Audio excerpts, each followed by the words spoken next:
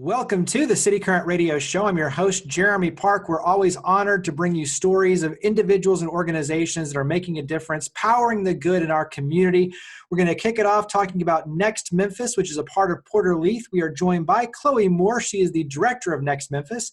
How are you doing, Chloe? I am doing great, as well as we can be with the country on fire and a global pandemic. There So is a grateful to lot. be doing my work. I must say there is a lot going on in context. Yeah. On your end, let's start with Porter-Leath so that listeners have an idea of just the context, and then we'll dive into everything you're doing with Next Memphis. So give us a little background. When you're out there talking about Next Memphis related to Porter-Leath, how do you kind of elaborate and illustrate that context? Of course. And the more we get into Next Memphis, you'll see this, but one of the strengths of Next Memphis is that it is hosted by Porter-Leath. So Porter-Leath is a child and family services agency in Shelby County that's been serving here since 1850. It started off as an orphanage, and as the community has evolved, its programming has really, again, kept up with that evolution to meet community needs as they are most presented. So again, started off as an orphanage and has evolved to host now 8 different programs and initiatives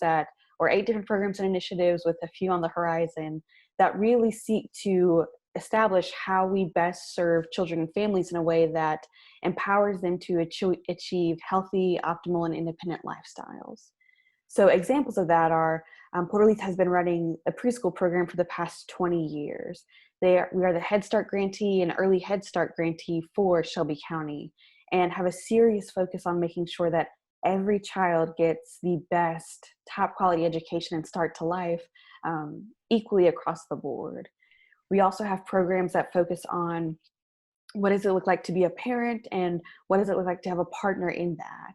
We have programs that support grandparents. We call them foster grandparents, and say, how do we make sure that the elderly in our community are being given chances to share their wisdom with little ones and also getting a stipend for their efforts. So I could go on and on about Porter-Leath, but our website shows really the breakdown of programs. And I always have to share this, that whenever I talk about this organization, I have to talk about the people who run it and the people who are fueling the work. And I would just say that I've been so fortunate to work on this team. I actually consulted alongside them for about 2 years and then joined the team in the 3rd year of this project. So it's been an honor to see how much accountability matters to these people, how much Memphis is the center of everything we do, and how community truly comes first. And it's been really humbling to work with a team that puts people in the center the way they say they do and actually do behind the scenes. Awesome. Yeah, and I agree. I mean, every interaction I've had, I agree 100%. And I always use Porter-Leath as an example. If you want to make a difference, go and volunteer in like the early Head Start and the Head Yeah. Start programs, because the kids are amazing. They are, bright-eyed, huge smile, just Yeah. really amazing kids. And it shows you just a little bit of time of going in there and spending time with them, whether it's to read, to play games, to do musicals. There's so many things you can do, but you get to see the real power and potential of what the youth hold for our community. And I think it is one of those where as an organization, you make it extremely easy to volunteer and to give back and to be a part of the good. But at the same time, by immersing yourself, you get to see just this powerful potential. So I really do hold Porter-Leath up as a perfect example of just how to get involved in the potential of that. Carry that over, because as you mentioned, Porter-Leath as an organization has been pouring into youth for a long time. And so Yeah. now this is a really new, exciting way to do even more, to dive in even deeper, and to share resources really across the board that can be a catalyst for greater change. So talk about Next Mm-hmm. Memphis. Yep. So thank you for that segue into it, because I think it works perfectly. And before I talk about the programmatic elements of Next Memphis, I talk about the why. And really, I start with child development. So just for folks who don't know, in terms of child development, all of our brains develop like 90% of its mass by age 6. And 80% of that brain development actually happens by age 3. And what that means is, in child development, and honestly human development, that the type of infrastructure your brain has or the neural connections it can make, so much of that is built, again, by the time that folks are 6 years old. And that really is the foundation for establishing how much children can learn and how much they can take in. So, for example, if you introduce a child to nurturing and learning environments that are rich in positive relationships and a bunch of words that they can hear, the amount of information they can take in life is limitless.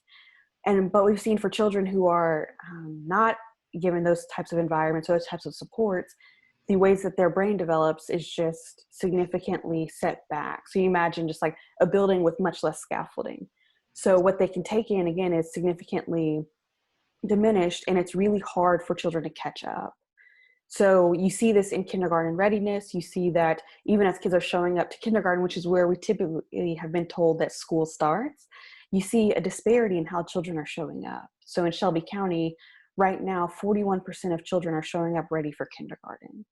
And that translates into 24% of children being reading on grade level by the time they get to third grade. All of this from prenatal through 8 years old significantly matters because of that indicator in third grade. So what happens is, from a literacy perspective, in third grade, children switch from learning how to read to using reading to learn. And that seriously matters because using reading is actually the basis of how education works in our country, how, any kind of engagement, whether it's political, social, spiritual, so much of it depends on literacy. And for children who don't make that switch in third grade, it is really hard for them to catch up later down the road, if they ever do catch up. And for that reason, third grade reading is the biggest predictor educationally of adult poverty risk. So when you think about work that's happening in the community, early childhood education is one of those that seriously prepares the next generation of children to be the leaders in our community, and honestly, just for the well-being of our community. So that's the context that Next Memphis was created in, specifically thinking through children. And when you just talk about adults, in the last US labor report, 70% of women who are not in the workforce cited childcare as the number one reason that they weren't able to go to work. So this is not just about, preparing the children of our future and giving them the best start to life, but honestly, right now, there are serious workforce challenges because people do not have childcare, and it's been only exacerbated by coronavirus and the financial impact that's had on families.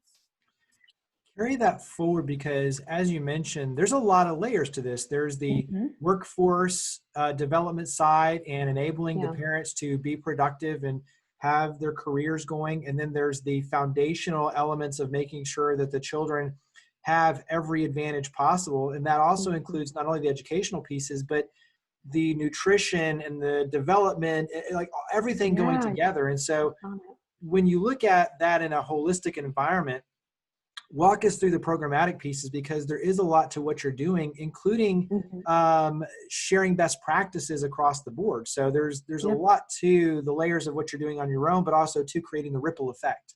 Mm-hmm. So our program theory of change states that if you have a viable business, you have high quality instruction in the classroom, and then comprehensive supports for families, then those three pillars create a high quality early childhood education experience for everyone involved, from the children, teachers, directors, owners, caregivers, you name it. And for us, what we're really looking at doing is changing the business model and also the program quality standards for early childhood education. So it is a program for certain, but it's aiming at structural change. So I can get into all kinds of detail, and maybe we will later, about how the business model of early care and education is broken. And that's also a key part of why we include business supports as well. So what that looks like is, basically, in the business world, folks are very familiar with outsourcing, right? And for the early childhood education space, a lot of times people don't remember that childcare services are businesses too. So we're treating all of this as a very passionate business. So in building a viable business, what we're saying is, look, childcare directors usually have to wear 80 hats and then some just to keep their center going day to day. I remember during the design phase, I worked with a director who told me, I got into this for children, but it's 3 p.m. before I get out of my office because of so much administrative work. So responding to that type of call, we said, okay, let's take all of the non-essential functions that might be administrative or bureaucratic or supporting the business that we can either automate or provide services for in terms of direct staff that can take this off the plates of childcare directors and owners so they can focus in on children, parents, and teachers. So in the business space, that looks like we have an HR team, we have a marketing team that supports with both enrollment and just getting the program's name out there.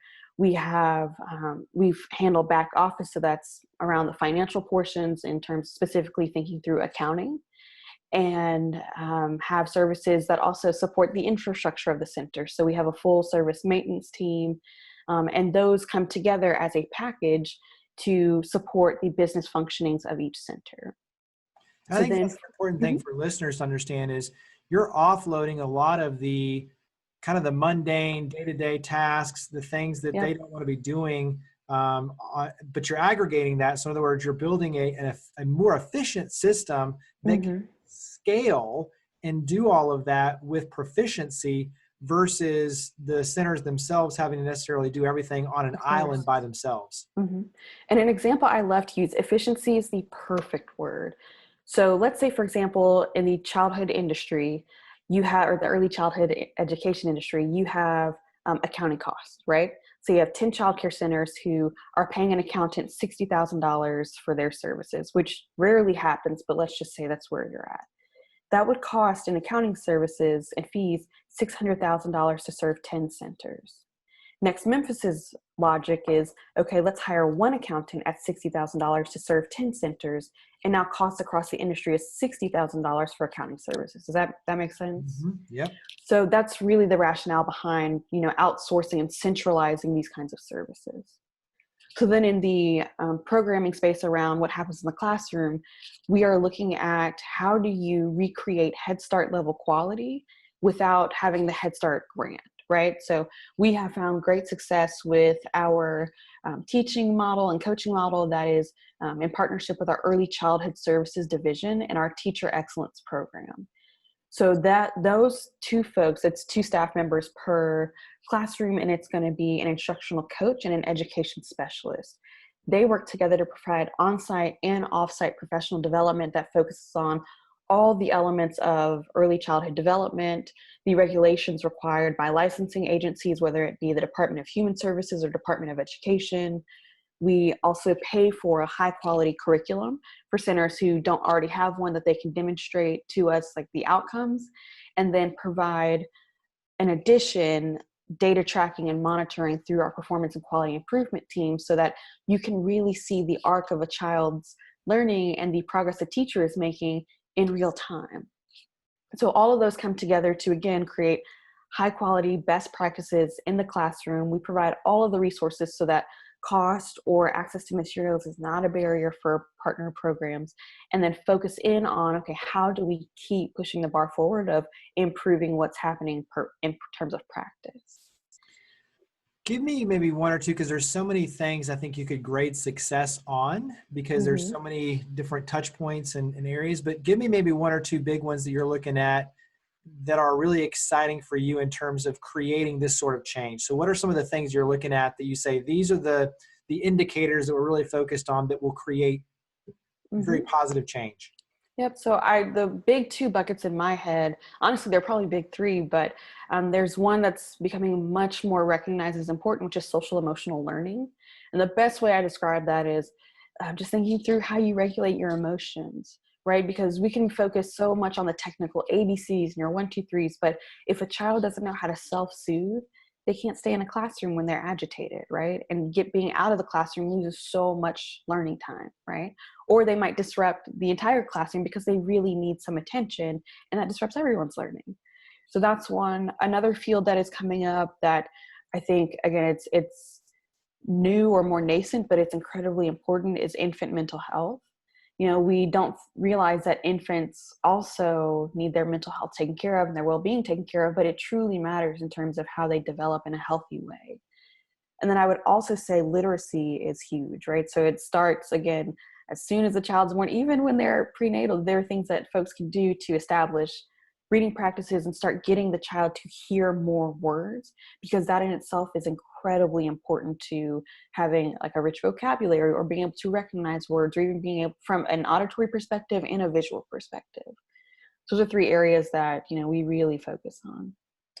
How can the community help? I think one, just obviously awareness is important to know what you're doing, but talk about the ways we can help Mhm. support your efforts. Of course, I would say first is education. So I think, again, early childhood education is in itself still new to a lot of people. So, and to be quite honest with you, before I started working in this space, I had no idea of all of the importance of early education, how much it mattered from a community development standpoint, and also just really helping to alleviate poverty as one of the key strategies to do so. So educating yourselves or following along the work of folks who are doing this, I think, is important. We also need advocates from a public policy standpoint to help the state figure out the best way that it can invest in initiatives like ours. So, for example, we found during the research that there's basically something called a child care certificate, or it's basically subsidized childcare provided by the state. The state was setting its reimbursement rates by what childcare directors were charging, right? So they assumed that that was market cost, but the childcare industry itself was only charging what they'd be reimbursed for. And so it was this cycle of chronic underpayment because there wasn't rigorous analysis on what it actually costs. So we have a lot of public policy work to be doing and need as many advocates as possible. And then last question is the easy one is how do we get involved in terms of going to the website, social media, following the conversations, raising our hand to say we want to be a part of it? Yeah. Where would you direct everyone to go? Yep, I would say look at the website. We're currently redoing it too, which is great. So I would say go there, go to porterleath.com and really reach out to see how you can volunteer. Well, Chloe, thank you for coming on the show. Thank you for all you do. Greatly appreciate it. Yep, thank you for having me.